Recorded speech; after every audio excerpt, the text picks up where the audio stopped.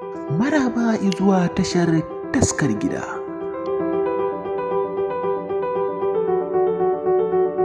Mana subscribing sannan ku danna ƙararrawa domin gaya muku saƙonninmu da zarar mun ɗora. Babban magana kuma abin mamaki, rigima ce ta ɓalle tsakanin wanda yake shirin Saira Movie mai labari na da shi da Lawan Ahmad mai shirin Izinsu. Lawan Ahmad ya girgiza ya fito kansa da kwarkwata, ya yi magana akan mai Saira Movie sakamakon ya ga bidiyonsa ya zo da faransa gudu a YouTube. Hakan ya dukunzuma Lawan Ahmad sosai. Hakan ya sa ya rika wallafa kalaman habaici a shafukansa na yada zumunta, wanda shi kuma mai labari na ba ya yaka ba ne don ya cutguna masa ko kuma ya masa wani wariyar launin fata. Duk da yake ɗaya ne, shi samu da rashi na Allah ne. Tafiya ta yi tafiya, Lawan Ahmad ya kai kimanin wajen wata 6 yana da izzarsu.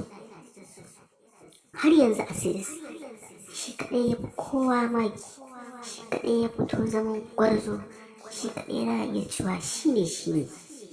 Sai ga shi lokaci guda mai Saira Movie mai labari na a sati ɗaya ya kamo shi a viewers. Wannan shi ne dalilin da ya sa ya fara rigima da shi, hakan ya sa ya fara gaba da shi. Sakamakon ya zo ya fi shi samun viewers a YouTube. Ina jan hankalin ku nan da ku samu ku ƙara haƙuri a junanku. Lawan Ahmad ka samu kai haƙuri, shi samu da rashi duk na Allah ne.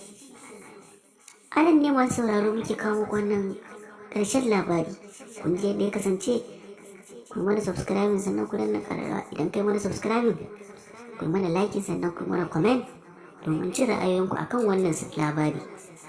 Mun gode daga tashar taskar gida. Mun gode. Maraba zuwa tashar taskar gida.